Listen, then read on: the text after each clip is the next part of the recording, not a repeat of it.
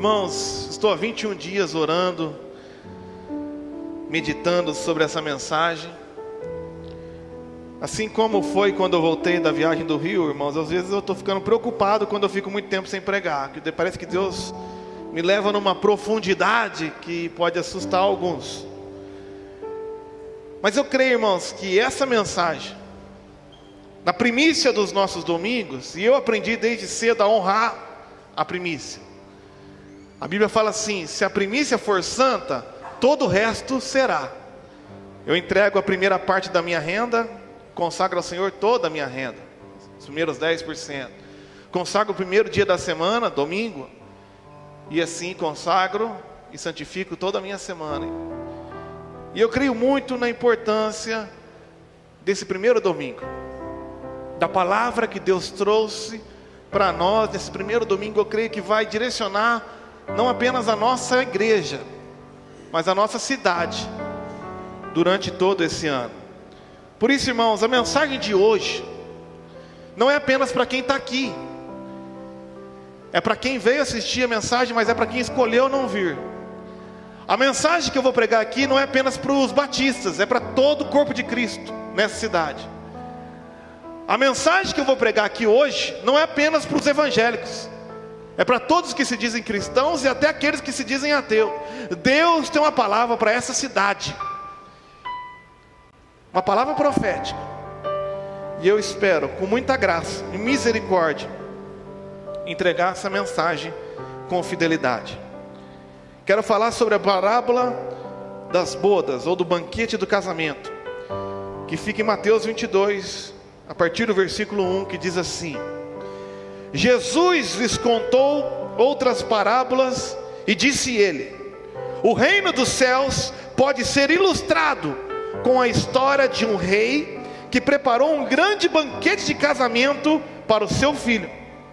Quando o banquete estava pronto, o rei enviou seus servos para avisar os convidados, mas todos se recusaram a vir.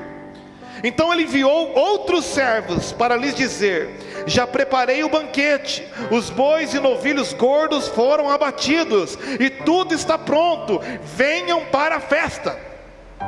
Mas os convidados não lhes deram atenção, e foram embora, um para a sua fazenda, outro para seus negócios, outros ainda agarraram os mensageiros, os insultaram e os mataram. O rei ficou furioso e enviou seu exército para destruir os assassinos e queimar a cidade deles. Disse a seus servos: o banquete do casamento está pronto, e meus convidados não são dignos dessa honra. Agora saiam pelas esquinas e convidem todos que vocês encontrarem. Então os servos trouxeram todos que encontraram, tanto bons como maus, e o salão do banquete se encheu de convidados. Quando o rei entrou para recebê-los, notou um homem que não estava vestido de forma apropriada para um casamento, e perguntou-lhe: amigo, como é que você se apresenta sem a roupa de casamento? O homem não teve o que responder. Então o rei disse: amarrem-lhes as mãos e os pés, e lancem-no para fora, na escuridão, onde haverá choro e ranger de dentes, pois muitos são chamados, mas poucos são escolhidos. Para ilustrar essa ilustração, imagina você, meu irmão, que nós temos a seleção brasileira, e a seleção brasileira hoje está sendo representado por jogadores que não vestem a camisa, que não pagam o preço, não tem comprometimento, não estão honrando o manto do brasileiro, não honra aqueles que representam, ou seja, os brasileiros, não honra os patrocinadores que investem na vida deles, e por causa disso não ganha uma Copa do Mundo, sei lá, faz uns 20 anos. Então de repente é contratado pela CBF um novo treinador, como fizeram agora com o Dorival Júnior. E esse novo treinador fala: agora estamos sob nova direção, agora o jogo vai ser diferente. Quem quiser jogar pela seleção brasileira vai ter que honrar a camisa, vai ter que ter garra, vai ter que ter comprometimento. Afinal de contas, você não representa você, representa todo um povo e representa os patrocinadores também. Nada de chegar aqui vestido de bermuda, de qualquer jeito. Tem que vir com o terno da camisa, tem que vir com os patrocinadores representando ali. E nós vamos ter que jogar comprometimento para voltar a ter resultado e representar bem o Brasil. Então, depois dessa coletiva de imprensa, o treinador faz a convocação e convoca os melhores, os craques que estão espalhados pelo mundo, que ganham seus milhões e milhões por dia. Mas quando os jogadores mais conceituados recebem a convocação, percebendo que agora o jogo vai ser diferente, eles começam a declinar a essa convocação. Ah, desse jeito eu não vou jogar não, eu tenho meus negócios. Para que eu vou ter que representar um patrocínio da seleção? Eu tenho meus próprios patrocinadores, eu tenho milhões na minha conta, eu não tenho tempo para ficar treinando em concentração. Eu vou lá para o meu navio, eu vou passar a minha virada no cruzeiro, eu tenho mal o que fazer. Declinam o convite, os melhores. Então, não resta mais nada para o novo treinador a convocar aqueles que não são tão bons assim. Convocar aqueles que não têm tanto pedigree, mas que talvez possam compensar essa falta de talento com comprometimento, com trabalho duro, com uma tática coletiva. E começa a convocar os jogadores que jogam aqui no Brasil mesmo, não nos grandes clubes, porque também são milionários. E faz toda uma convocação nova. E dentre eles está o camisa 10 do Amazonas Futebol Clube. No Amazonas ele é um craque, mas no Brasil todo mundo vai chegando com o terno da seleção, representando a insígnia ali da CBF, os patrocínios, tudo bonitinho. Mas quando o novo técnico está olhando para a entrada do hotel, chega atrasado o abençoado do camisa 10 do Amazonas, com aquela bermuda no meio da canela, cabelo com 8 cores diferentes, uma regata, todo mala, jogador caro, andando mancando, arrastando o chinelo. Aí o treinador fala: meu amigo, você não ouviu nada do que eu falei? Se nem o Neymar está aqui por causa disso, você acha que você, Zezinho do Amazonas, vai entrar? Você está desconvocado, está fora. Você foi chamado, mas não foi escolhido para permanecer. Isso é uma ilustração da ilustração que Jesus fez aqui nessa parábola. Essa parábola é sobre um assunto que a gente não gosta de falar, e nós brasileiros muito menos gostamos de ouvir. É um assunto que no Brasil ninguém dá moral. Essa parábola é sobre honra, e a honra é um assunto muito caro à palavra de Deus. Por exemplo, nos 10 mandamentos, o primeiro, o único com promessa, é um mandamento sobre honra. Efésios 6:2 diz: o primeiro mandamento com promessa é o quê? Honra teu pai e a tua mãe. E ele tem uma promessa: tudo lhe irá bem e terá uma vida longa na terra. Honra é um assunto caro nas escrituras, mas eu e você brasileiros não aprendemos o valor da honra.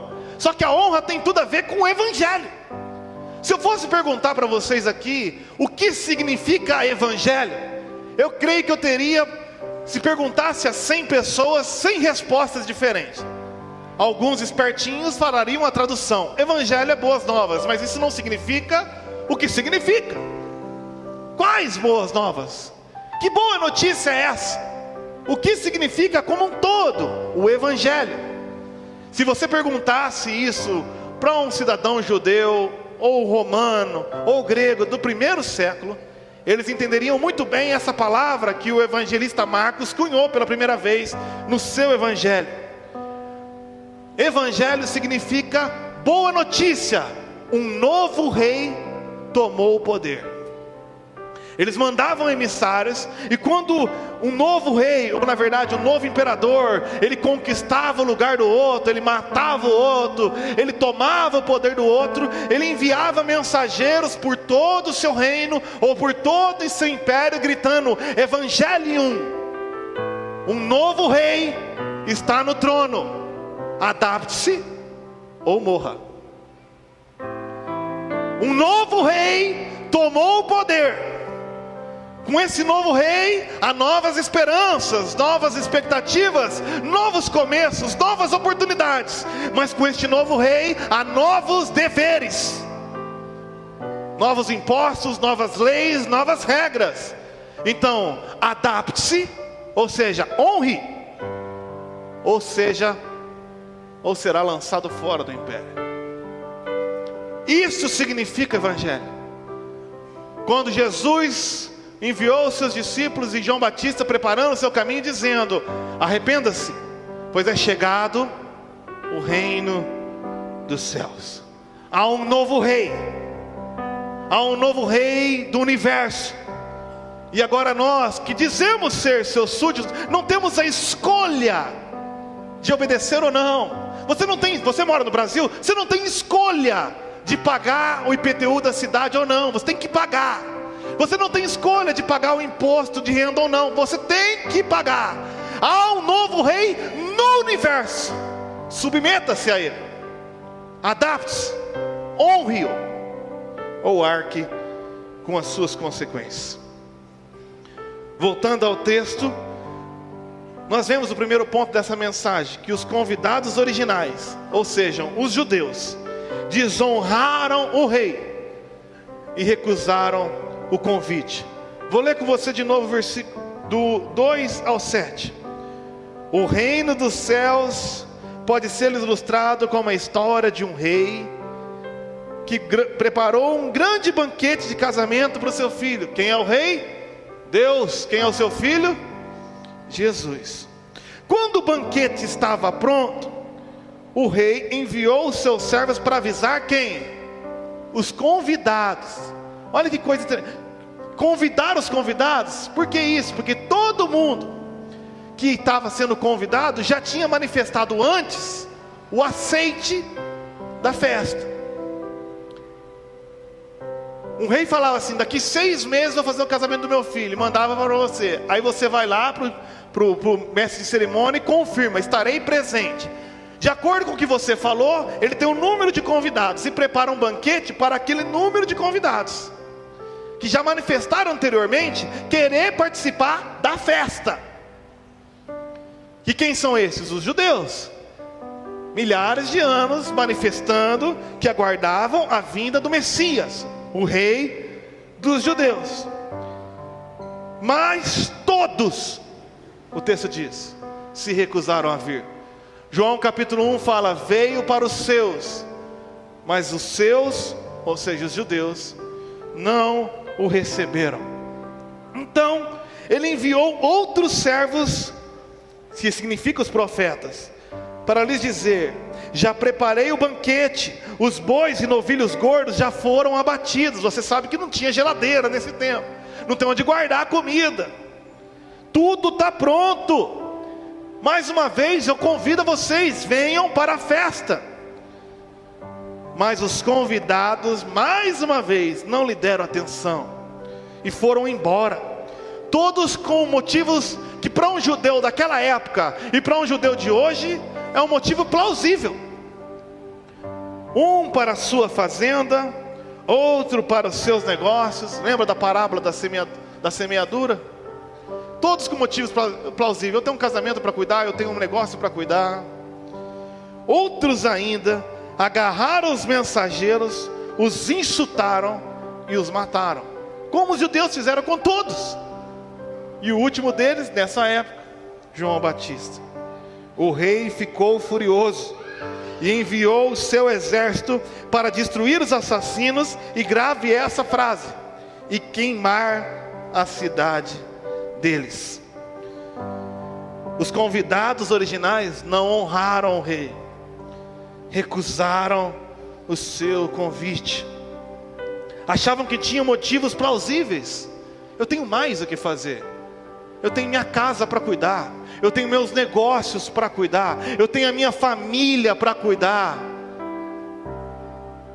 Uma coisa é você adorar a Deus como teu Salvador, outra coisa é o que a gente cantou aqui, Ele é teu Senhor e Cristo, Ele é o Rei. Antes de ser teu amigo, Ele é um Rei. E se Ele é o Senhor, Ele é o dono da minha vida.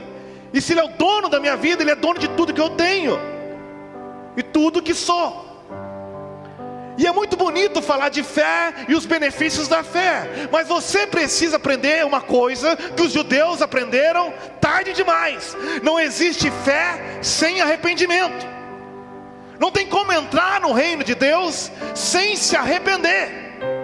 E arrepender aqui, como já ensinei várias vezes, do grego é metanoia, mudança de noia, de mentalidade. E tem um objetivo mais profundo ainda, é mudança de objetivo, é mudança de expectativa, é mudança de sonho. Não adianta nada, meus irmãos, ficar gritando no ano novo: feliz ano novo, vida nova. Hoje é um novo dia, de um novo tempo que começou. Nesses novos dias, paz e alegria serão de todos. É só querer, é mentira. Não existe vida nova no ano novo, porque você não muda a mente. Você entra em 2024 como pensava em 2023. Então escuta aqui, 2024 vai ser pior se você não se arrepender. Passar a virada de branco, passar a virada orando, barganha. Arrependa-se. Não existe vida nova sem uma mudança de mentalidade. E essa é a maior tragédia que Deus pode nos permitir viver em 2024. A maior tragédia é Deus enviar um profeta, como eu estou aqui. Talvez você até queira me matar, não gostou da minha frase, ou talvez você volte para sua casa e ignore o que eu estou dizendo. E aí você vai viver a grande tragédia, é viver 2024 com Deus lhe entregando o que você quer. Quando Deus nos entrega aos nossos próprios desejos, a tragédia acabou. A tragédia começou, na verdade. Essa é a maior tragédia que pode acontecer, e foi o que aconteceu aos judeus: desonrarmos a Deus e sermos entregues aos nossos próprios desejos e objetivos.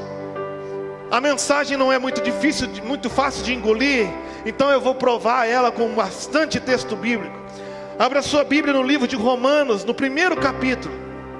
Na primícia do capítulo de Romanos, nós vemos o apóstolo Paulo falando que a causa de toda tragédia é desonrar a Deus e viver atrás dos nossos próprios objetivos.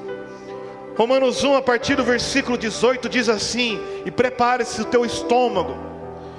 Assim Deus mostra do céu sua ira contra todos que são pecadores e perversos, que por sua maldade impedem que a verdade seja conhecida. Sabem a verdade a respeito de Deus, pois Ele a tornou evidente. Por meio de tudo que fez desde a criação do mundo, podem perceber claramente seus atributos invisíveis, seu poder eterno e sua natureza divina. Portanto, não tem desculpa alguma. Sim, eles conheciam algo sobre Deus, mas não adoraram, nem lhe agradeceram. Em vez disso, começaram a inventar ideias, mentalidade tolas.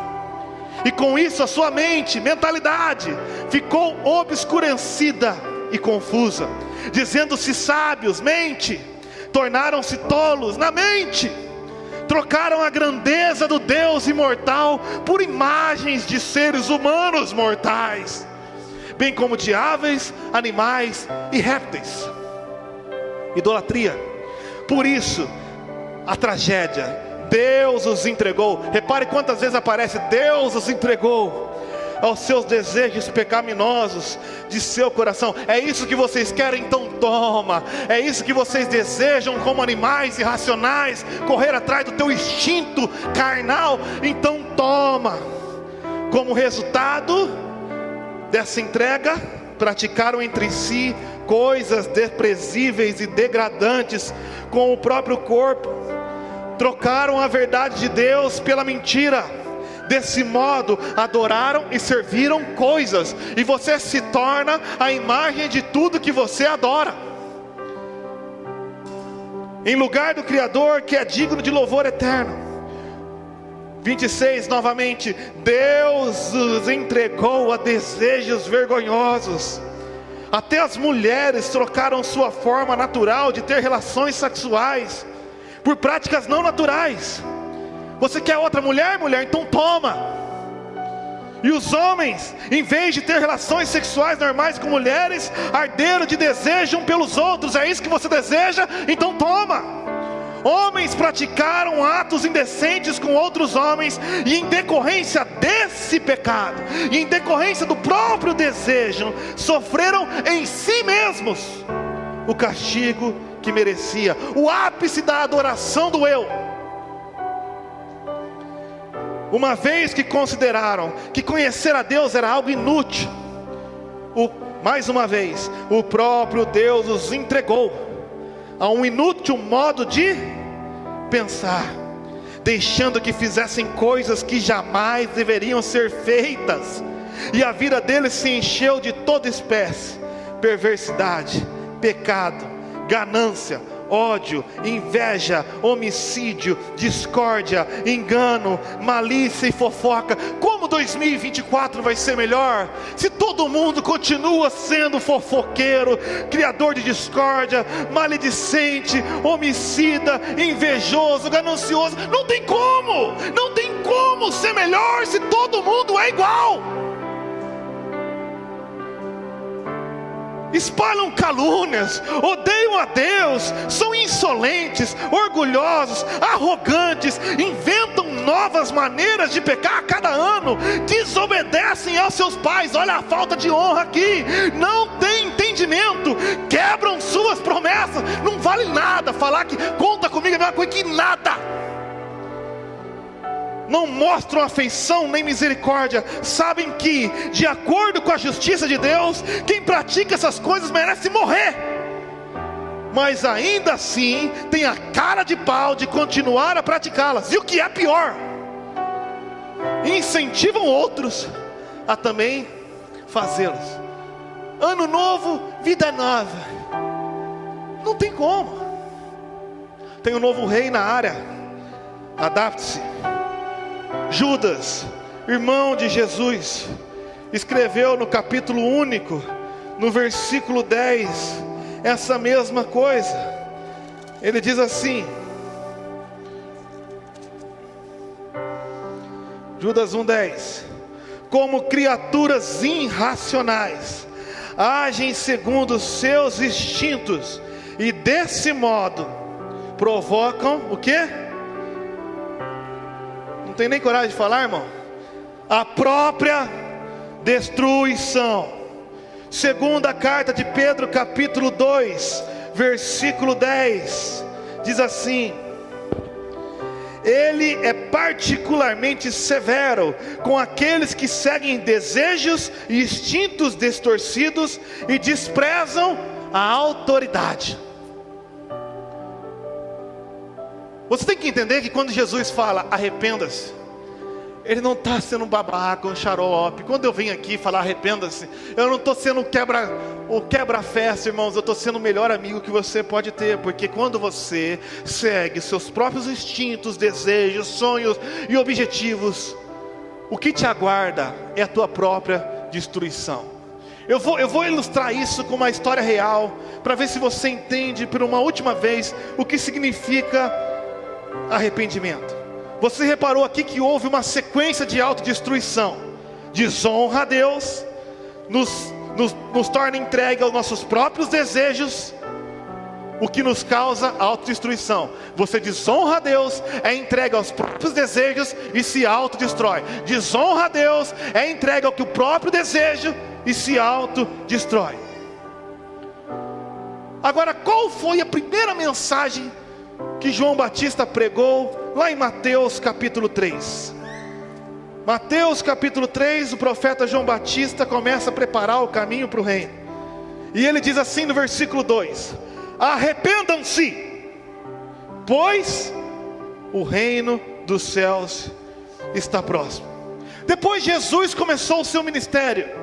E qual foi a primeira mensagem que Jesus pregou? A primícia da mensagem de Jesus. Mateus capítulo 4, versículo 17.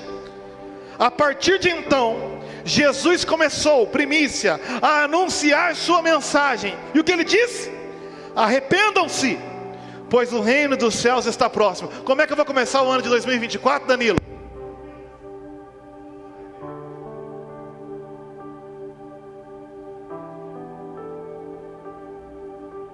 Teve até um silêncio dramático para você pensar nessa expressão. A gente perde um pouco o que significa esse texto, porque para você ainda arrependimento é deixar de pecar. É mais do que isso.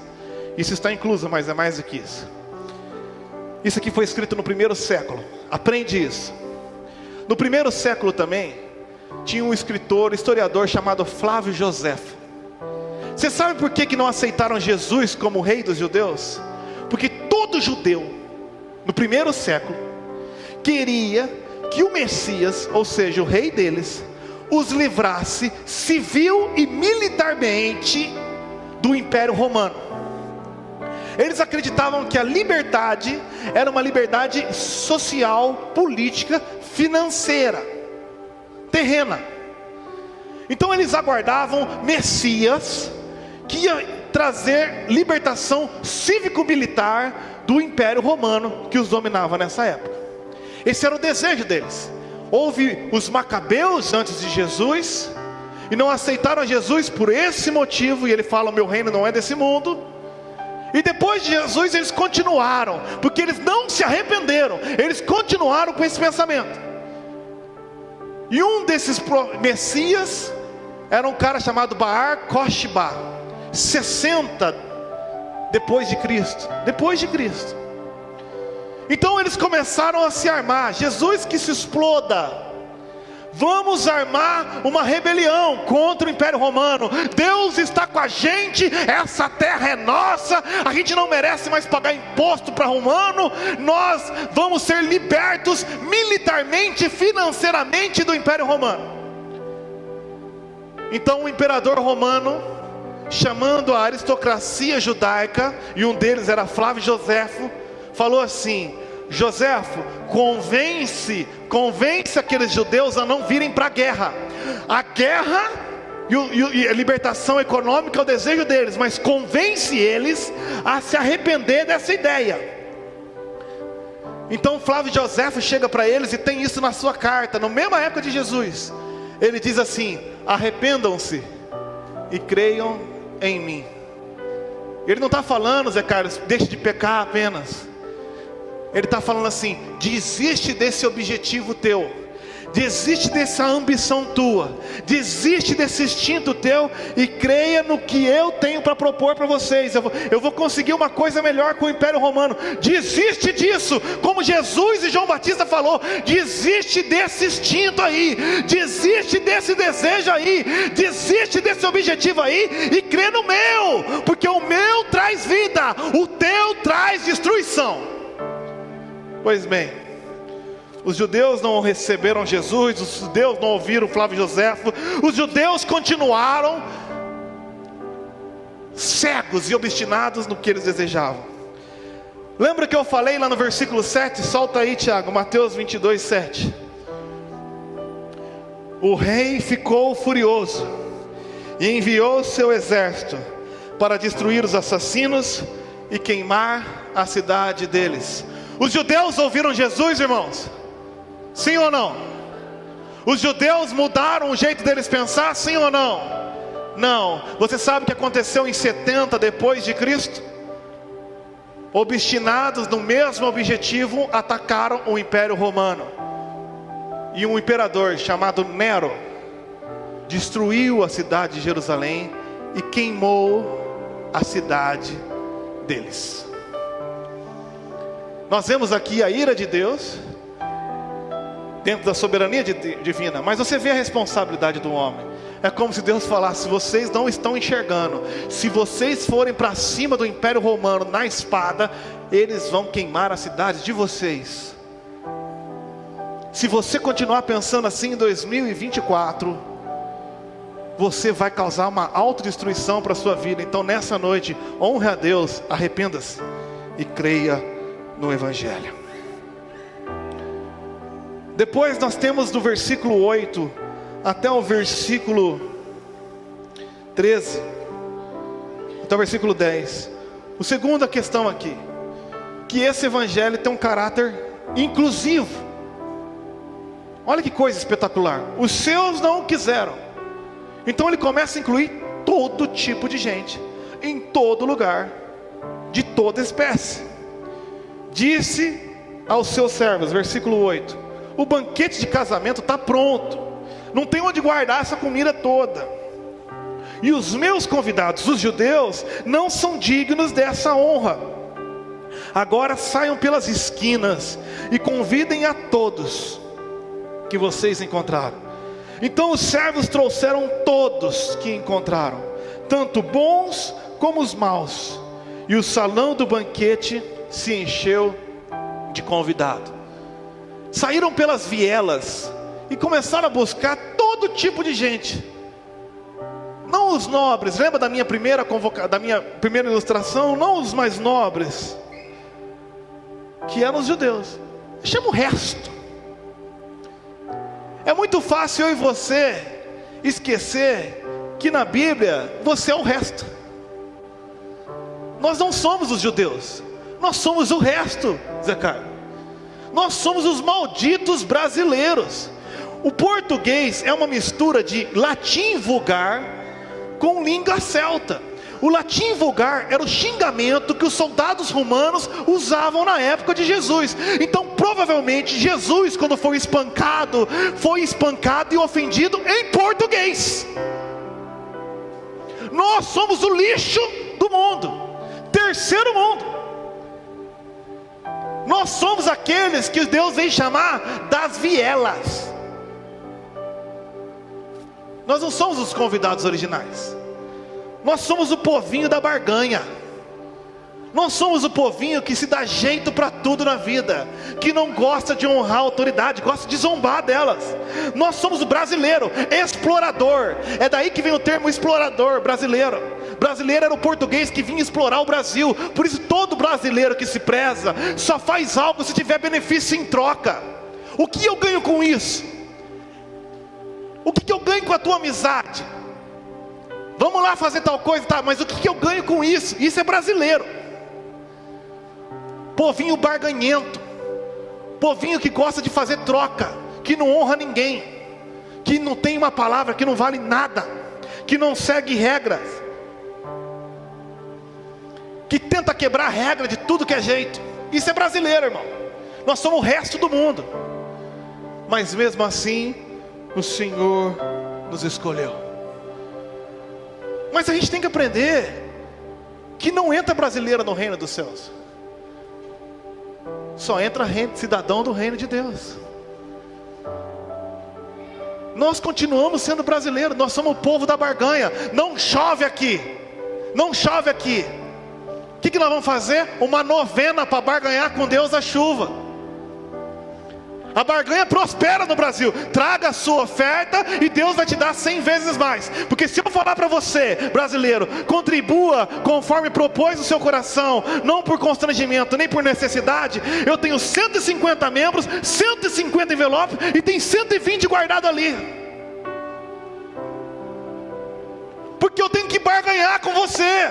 Dê a sua oferta, a primeira oferta, que você vai prosperar no ano. Aí o brasileiro vem, vai lá 99 dias rezando, Ave Maria, barganhando, a terra mandando no céu. Isso é brasileiro, quer mandar até em Deus. Deus não se move por barganha, Bela Vista do Paraíso. Deus se move por princípio. Quer um princípio de Deus? Arrependimento. Se o meu povo que se chama pelo meu nome se humilhar e orar e buscar a minha face e se converter dos seus maus caminhos, então eu ouvirei dos céus, perdoarei os seus pecados, sararei a sua terra. Deus se move por princípio, fidelidade a Deus. Trazei todos os dízimos à casa do tesouro, para que haja mantimento na minha casa. E fazei prova de mim, se não abrirei as comportas do céu, repreenderei o devorador e salvarei a sua colheita.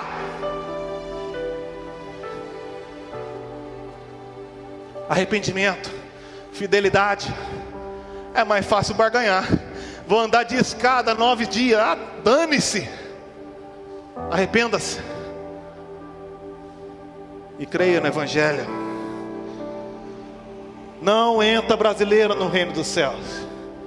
Só entra cidadão do reino. Ele convida brasileiro. Mas não entra mendigo na festa, você não reparou? Ela é inclusiva, mas ela tem um caráter exclusivo também. Tem um caráter transformacional. Só desfruta da festa quem mudou a roupa. No céu não tem brasileiro, grego, judeu, cita, americano. No céu tem cidadão do reino. Então você continua no versículo 11. Então quando o rei entrou para recebê-los, notou de que uma multidão de todos os povos, línguas, tribos e nações, um único homem, que estava vestido ainda de forma inapropriada. Lembra do jogador? Que estava ainda vestido como um brasileiro,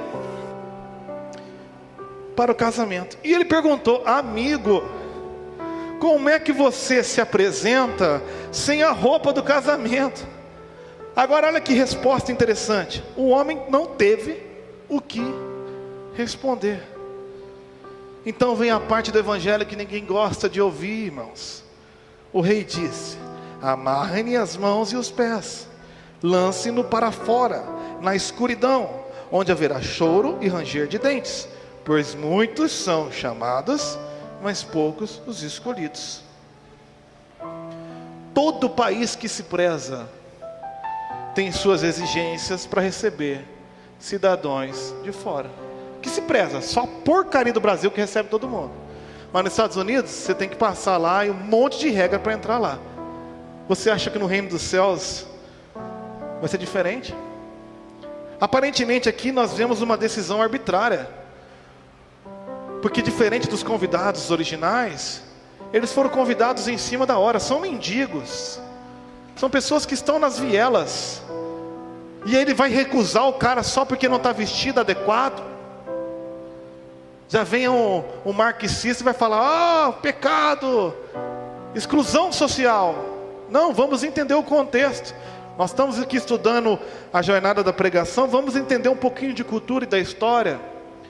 Nessa época aqui, quando um rei chamava, ele dava a festa do casamento, ele dava no ato do convite, e ainda tinha os seus servos com a roupa adequada na porta da entrada.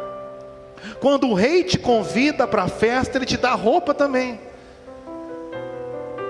Então nós nos perguntamos: esse cara teve a cara de pau de se apresentar ainda sem a roupa? É muita desonra, é muita cara de pau. Você acha mesmo que recebendo de Cristo a roupa de Cristo, você ainda vai entrar vestido de brasileiro, irmão? Deus te dá tudo o que é necessário para que você desfrute do reino. Nós aprendemos 3 coisas aqui. A roupa errada é justamente o motivo de toda desgraça e destruição. Como que ele vai fazer um novo céu e uma nova terra se as pessoas estão vestidas igual? Como que o treinador da seleção vai mostrar uma nova ideologia se ele aceita a mesma patifaria dos outros que eram iguais? A roupa errada é o problema. Sabe qual é o problema de Bela Vista? e do Brasil e do mundo? A nossa roupa, o nosso caráter. Porque a roupa na Bíblia simboliza postura, caráter, comportamento.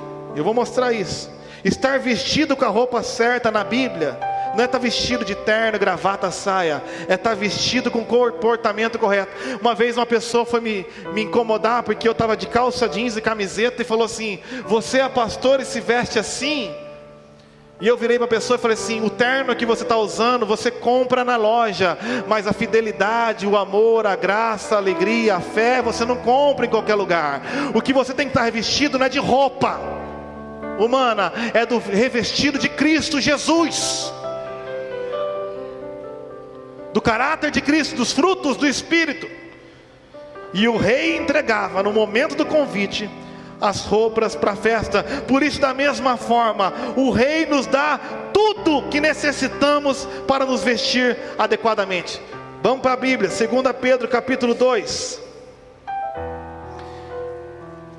Grava essa frase: o rei lhe dá tudo que necessita. 2 Pedro 2, versículo 3. 2 Pedro 1, versículo 3. Eu gosto da NVT porque ela é clara. Deus, com seu poder divino, nos concede tudo de que necessitamos para uma vida de devoção, pelo conhecimento completo daquele que nos chamou para si, por meio da sua glória e excelência. E por causa da sua glória e excelência, Ele nos deu grandes e preciosas promessas. E são elas, as preciosas promessas, que permitem a vocês participar da natureza divina. Olha aí o comportamento. E escapar da corrupção do mundo, causada pelos desejos humanos. Diante de tudo isso, está aí a tua parte, irmãos, em 2024. Esforcem-se ao máximo para corresponder a essas promessas. Acrescente à fé a excelência moral, e a excelência moral, o conhecimento, e o conhecimento, o domínio próprio, e o domínio próprio, a perseverança, e a perseverança, a devoção a Deus, e a devoção a Deus, a fraternidade, e a fraternidade, o amor. Quanto mais crescerem nessas coisas, mais produtivos e úteis serão no conhecimento completo de nosso Senhor Jesus Cristo. Mas aqueles que não se desenvolvem nesse modo são praticamente cegos. Oh, com cego eu andei, vendo apenas o que está perto, a conta que vai vencer amanhã, minha família, meu carro novo, minha casa nova, meu emprego, só vê o de hoje, o Brasil, só vê a terra, não consegue enxergar longe, e se esquecem de que foram purificados de seus antigos pecados. Por isso, irmãos, trabalhem ainda mais arduamente para mostrar que de fato estão entre os que foram o quê? Famados e escolhidos. Façam essas coisas e jamais tropeçarão. Olha de novo a nossa analogia aqui. Assim, sua entrada no reino eterno de nosso Senhor e Salvador Jesus Cristo será acompanhado de grande honra. Ele já deu tudo. Tudo que você precisa para uma vida de devoção. Então o que eu devo fazer em 2024? Uma novena ridícula? Pagar uma promessa besta de andar a pé até não sei aonde carregando um peso? Não. Faz o que Deus mandou. Colossenses capítulo 3. Deus mandou nos despirmos da velha vida e se revestir da vida de Cristo. Colossenses 3:5 diz assim: portanto, façam morrer você mesmo as coisas pecaminosas e terrenas que estão dentro de você.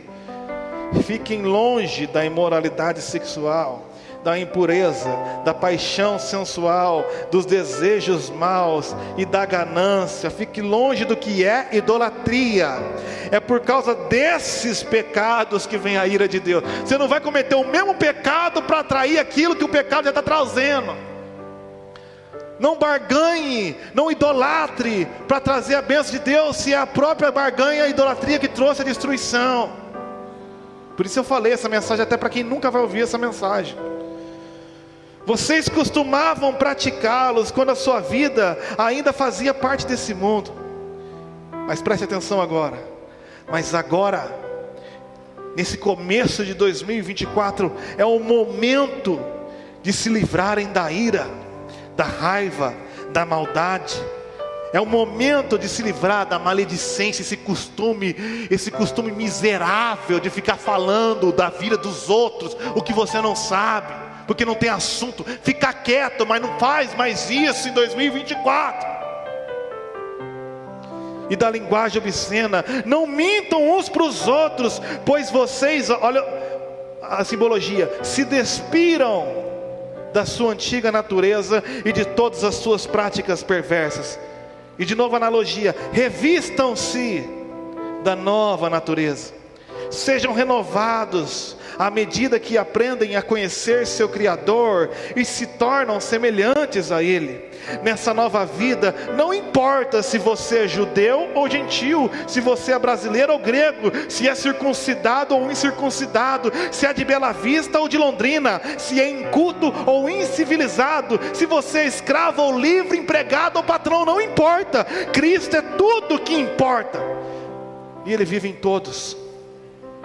Então, visto que Deus os escolheu para ser povo santo e amado, olha a analogia de novo, revistam-se de compaixão, bondade, humildade, mansidão, paciência, sejam compreensivos uns com os outros, perdoe quem os ofender, lembre-se que o Senhor os perdoou, de modo que vocês também devem perdoar. Acima de tudo, revistam-se do amor que une todos nós em perfeita harmonia. Irmãos, quando a igreja de Cristo se revestir de compaixão, de bondade, de humildade, de mansidão, de paciência, quando os crentes dessa cidade passarem a perdoar os outros, quando os benditos crentes dessa cidade, acima de tudo, acima de suas doutrinas, acima de suas regras, passarem a amar o próximo, então vai ser um novo dia, de um novo tempo que começou, e nesses novos dias vai ter paz e alegria, vai ser de todos. Todos os nossos sonhos serão verdade. O futuro aí começou. Mas enquanto você entrar em 2024 revestido de tudo que é porcaria, irmão, você é a causa da nossa destruição. É por causa de você que não chove aqui. A chuva desvia, chove em Londrina, chove em tudo que é lugar, menos aqui. Porque a gente não se arrepende. É impressionante. Por isso, concluindo, irmãos, há um novo rei na área. Revista-se de Cristo, ou arque com as consequências. Essa é a única opção que você tem. Honra ou destruição nos aguarda em 2024, inevitavelmente. Vou mostrar, para acabar, com o último livro da Bíblia, Apocalipse capítulo 7. A partir do versículo 9, diz assim, preste atenção, não desplugue agora, porque é agora que o Espírito Santo vai trazer convencimento ao seu coração. É agora que o Senhor vai te conduzir e te conceder o arrependimento, que vai te levar a uma nova vida de fidelidade. Apocalipse 7:9 diz assim: depois disso, vi uma imensa multidão, grande demais para ser contada, de todas as nações, tribos, povos e línguas, em pé diante do trono e diante do Cordeiro. E olha que interessante, as roupas aqui de novo. Esse povo de tudo que é lado não estava com a camisa da seleção brasileira, não estava com a camisa dos Estados Unidos. Eles usavam vestes brancas e seguravam ramos de palmeiras e gritavam com grande estrondo: a salvação vem de nosso Deus que está sentado no trono, ou seja, Ele que governa, e do Cordeiro. E todos os anjos estavam em pé ao redor do trono, dos anciões e dos 4 seres viventes, prostraram-se em honra com o rosto em terra diante do trono e adoraram a Deus cantando: amém, louvor e glória, sabedoria, gratidão e honra, força e poder pertence ao nosso Deus para todos sempre, amém. Então um dos anciões me perguntou: quem são estes vestidos de branco? De onde vieram? Eu lhes respondi: Senhor, tu sabes. E ele disse: são aqueles que vieram da grande tribulação, lavaram e branquearam suas vestes no sangue do Cordeiro, por isso estão diante do trono dia e noite, e servem em seu templo. E aquele que se senta no trono lhes dará abrigo. Nunca mais terão fome, nem sede, e o calor do sol nunca mais os queimará, pois o Cordeiro que está no centro do trono será o seu pastor. Ele os guiará às fontes de águas vivas, e Deus enxugará de seus olhos toda lágrima. Poxa, é isso que vocês querem? Nunca mais ter fome, nunca mais ter sede, o sol não vai estragar tudo, ter Deus no nosso meio, ter acesso à fonte de águas vivas, ter dos nossos olhos enxugado toda lágrima. Então nós precisamos remover o insulto.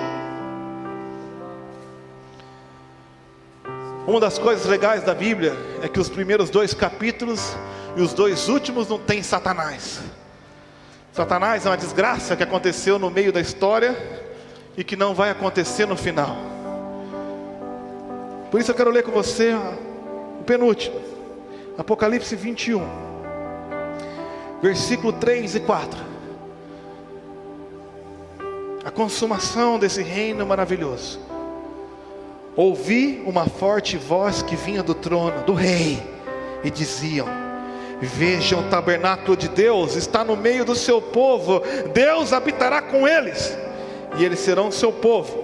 O próprio Deus estará com eles, e Ele lhes enxugará dos olhos toda lágrima, e não haverá mais morte, nem tristeza, nem choro, nem dor, pois todas essas coisas passaram para sempre. Você quer viver isso? Vamos à citação original, Isaías capítulo 25. Esta é a citação original que diz que não haverá mais choro. Agora repara como isso tudo aconteceu. Eu li esse versículo no banquete que a gente fez aqui de fim de ano. Isaías 25, 6. Todos nós desejamos, irmãos, em 2024, por um banquete da presença de Deus, um banquete de alegria, um banquete de paz, um banquete de felicidade, um banquete de harmonia, de alegria, de paz. Isso está preparado para o Senhor no seu reino, para todos os cidadãos do reino. Mas existe uma condição. Dá uma olhada aqui. Em Jerusalém, o Senhor dos exércitos oferecerá um grande banquete para todos os povos do mundo. Então serve para mim também no Brasil.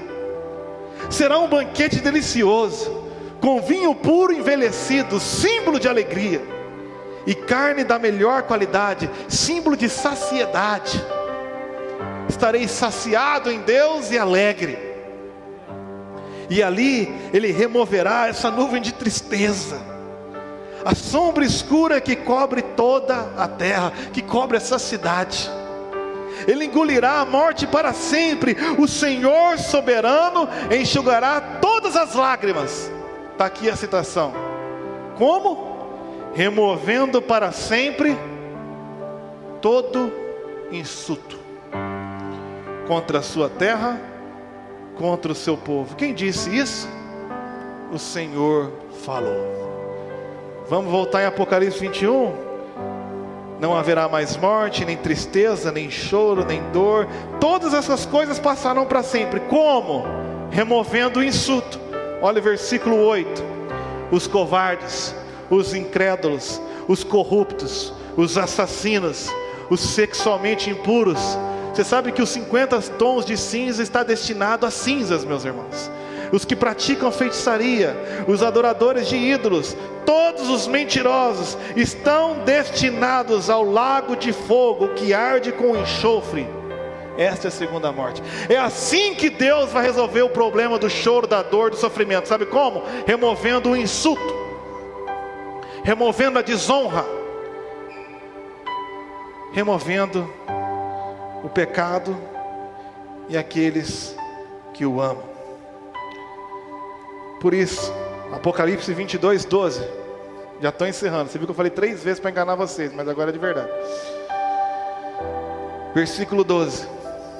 Vejam, eu venho em breve e trago comigo a recompensa para retribuir a cada um de acordo com o quê? Eu sou o Alfa e o Ômega, o primeiro e o último, o princípio e o fim. Todos os nossos atos terão consequências, mas felizes aqueles que lavam suas vestes. A eles será permitido entrar pelas portas da cidade e comer do fruto da árvore da vida. E lá vai ser bom, sabe por quê? Porque do lado de fora da cidade ficam os cães, os feiticeiros, os sexualmente impuros, os assassinos, os adoradores de ídolos e todos que gostam de praticar a mentira. Eu, Jesus, enviei o meu anjo a fim de lhes dar esta mensagem para quem? Para as igrejas. O problema está aqui. O Espírito e a noiva dizem: vem. Você tem sede? Você está ouvindo? Quem tem ouvidos ouça. Que todo aquele que ouve diga: vem. Quem tiver sede, venha. Quem quiser, beba de graça da água da vida. Lembrando a promessa de Isaías 55: comprai e bebei de mim de graça, pois ele pagou o preço. O que faremos então, irmãos, em 2024? Arrependa-se e creia no Evangelho. Para concluir, Apocalipse capítulo 3, e esse é o último mesmo.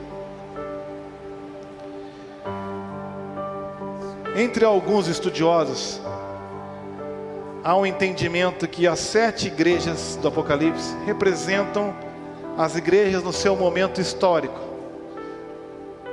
Então a primeira igreja, a igreja de Éfeso, representa a igreja primitiva, e assim sucessivamente, a igreja da perseguição, de Esmirna, a igreja de Tiátira, e por assim vai. E para esses estudiosos, a igreja de Laodiceia é a igreja dos últimos dias. É a única igreja, por exemplo, que não tem exortação quanto a perseverar até a parousia, até a segunda vinda, porque essa igreja está na iminência da vinda de Cristo. É a igreja dos nossos dias. Mas como você vai reparar no texto, a igreja dos últimos dias é a única igreja que Jesus está do lado de fora. Ele está do lado de fora, e a igreja está trancada para dentro, sem Jesus, sem o calor de sua presença, vivendo a mornidão da religião. Eu tentei explicar para os meninos, quando eu cheguei aqui em Bela Vista, que eles usavam esse versículo para evangelizar os irmãos na rua. Eles falaram assim: eis que estou à porta e bato. E eu tentei falar para o pessoal: ele não está falando com o pessoal da rua, ele está falando com a igreja. Jesus está falando com a igreja dos últimos dias. E ele diz assim: escreve esta carta ao anjo da igreja em Laodiceia. Esta é a mensagem daquele que é o Amém, a testemunha fiel e verdadeira, a origem da criação de Deus. É uma carta de Jesus à igreja dos últimos dias. Versículo 15: sei de tudo que você faz, você não é frio nem quente. Aqui não está falando de comportamento pentecostal ou tradicional. Existiam as águas termais que serviam ali como terapêutica, e as águas frescas, que serviam para hidratação. Mas a água em Laodiceia não era nem termal, nem fresca, era uma água fétida e morna, fedia, e não dava para beber. Então ele diz: desejaria que você fosse um ou outro, mas porque é como água morna, nem quente, nem fria, nem refresca, nem traz cura, é morno, está tudo certo, tudo igual. Eu vomitarei da minha boca. Você diz: rico sou e próspero, não preciso de coisa alguma. Essa é a igreja mais rica da história da humanidade. Nós somos mais ricos do que qualquer pessoa na história da humanidade. Você vive melhor que a rainha Elizabeth vivia na sua infância no palácio da Inglaterra. A tua patente é melhor, a tua comida é melhor. Nunca fomos tão ricos, nunca fomos tão prósperos. Você sabe por que inventaram o ketchup? Porque não tinha geladeira, a carne fedia. Então jogava o ketchup para disfarçar o cheiro de carne estragada que o rei comia no palácio. Você comeu hoje uma carne melhor que a rainha Elizabeth comeu há 100 anos. Você é mais rico que a rainha Elizabeth, que a rainha Vitória, que o rei Salomão. O rei Salomão, em toda a sua glória, não teve um papel higiênico para se limpar igual você tem. Você vive melhor. Nós somos a igreja mais rica, temos dinheiro para tudo, próspero, não precisamos de nada. Deus para quê? Eu trabalho e compro. Deus para quê? Vou ali e resolvo meus problemas. Para que Deus?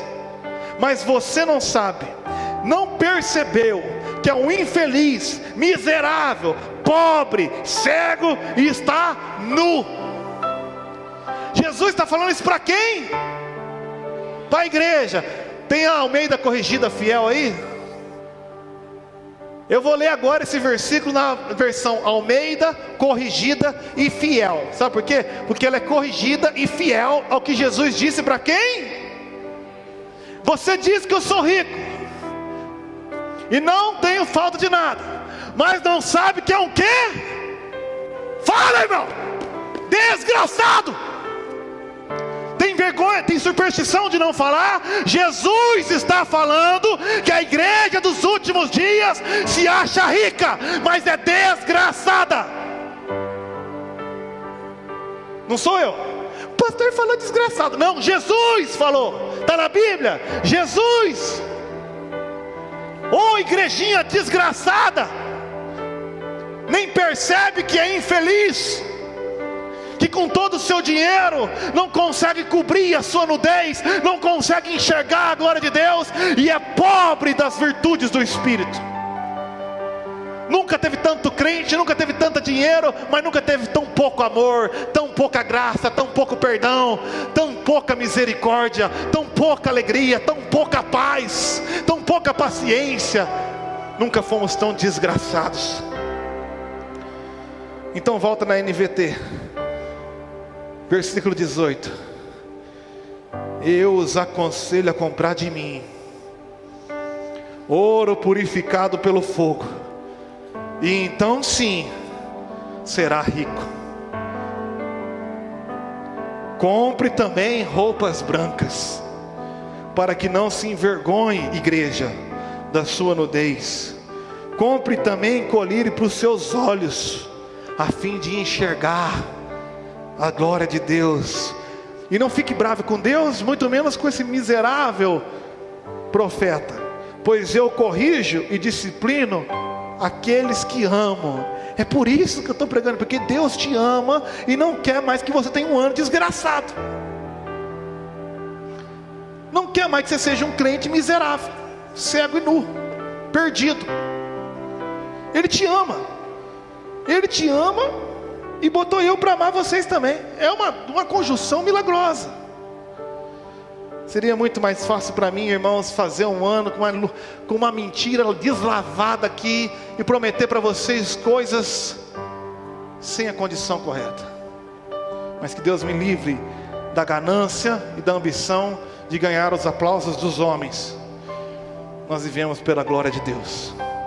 Por isso, mensagem de Deus para nós em 2024: seja zeloso, novo comportamento. E arrependa-se, novos objetivos, nova mentalidade. Preste atenção. Ele está do lado de fora, batendo a porta. Se em 2024 ouvir a minha voz e abrir a porta, entrarei, e juntos faremos uma deliciosa refeição como amigos. Ele está de lado de fora. Por isso que você pede sinal. Você quer ver Deus. Eu não tenho como ver meu coração, porque Ele está dentro de mim. Se eu ver o coração, é porque eu estou morrendo. Nós podemos ver. Eu estou vendo os carros lá fora. Eu estou vendo o Kaique fazendo o espetinho, porque ele está do lado de fora. Para de pedir sinal. Está na hora de sentir Deus. Está na hora de chamar Ele para dentro. Deus, eu quero ter o Senhor dentro de mim. Entra comigo, ceia comigo essa deliciosa refeição como amigos. Pois o vitorioso se sentará comigo em meu trono, assim como eu fui vitorioso e me sentei com meu Pai em seu trono. Quem tiver ouvido para ouvir, ouça o que o Espírito diz à igreja. Falta um amém, né, irmão? Se eu falasse que esse ano ia ter vitória de graça. Arrependa-se.